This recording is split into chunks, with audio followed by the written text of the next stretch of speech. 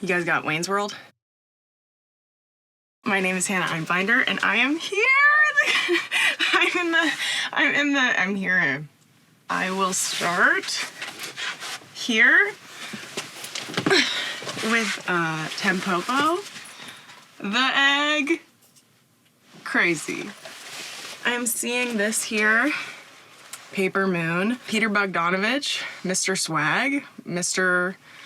Glasses and Scarf, kind of an icon.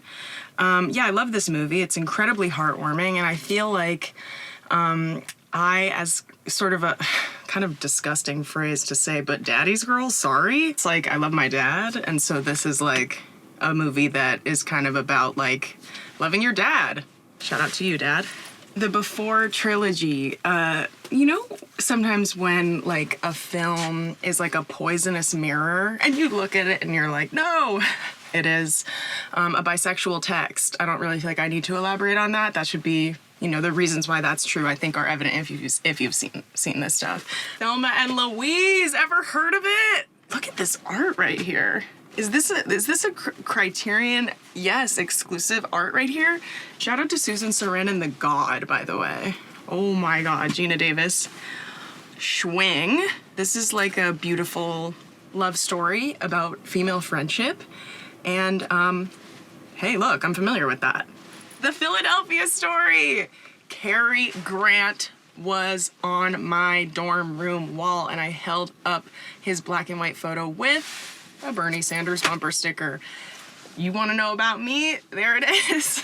There it is. This reminds me of my favorite Cary Grant performance, which is His Girl Friday, which I didn't know was here, but is here, and it was plucked for me by my friends here at Criterion. Give it here, Spangali. I love these freaks and the way that they talk. Cary Grant and Rosalind Russell, comedic geniuses, like two of my absolute, like, on Mount Rushmore, no question. This is extremely hacks coded in that they bond, their love is like connected to their work and like their work together, and their work also gets in the way of their love, but they still do love each other and they can't quit each other. The two Cary Grant hits right here. Freaking awesome.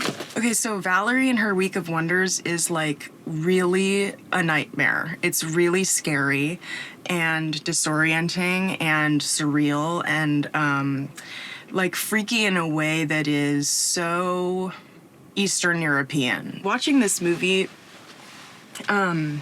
made me reflect on my experience of being a young girl and being sexualized externally before I in any way identified with my own sexuality that perhaps I hadn't totally like processed or thought about. And so I think that's good for a movie to, yeah, make you kind of do that, in addition to just being like visually unbelievably dazzling. And I'm so happy to have it. This is Crash by David Cronenberg.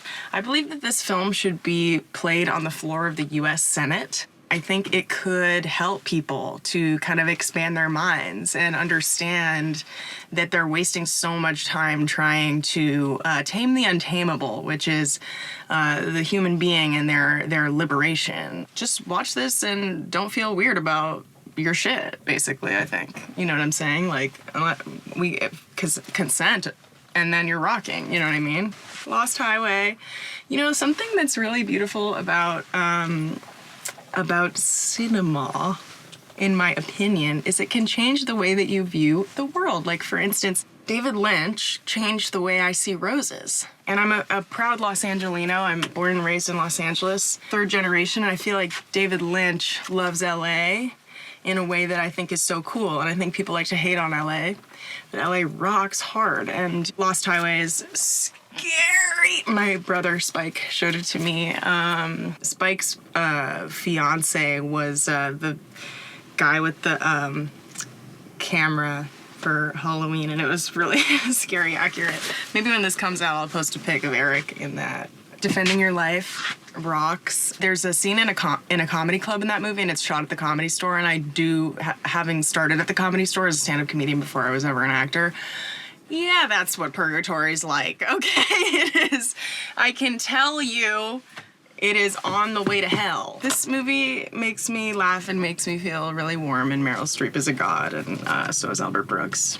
Oh, one thing that I know is in the collection and I do want to mention, and I asked about it, and I guess it's not yet in print, is High Art, which if you like Bound and you're sad and gay or both, you would really love High Art. And so I just want to say honorable mention to High Art.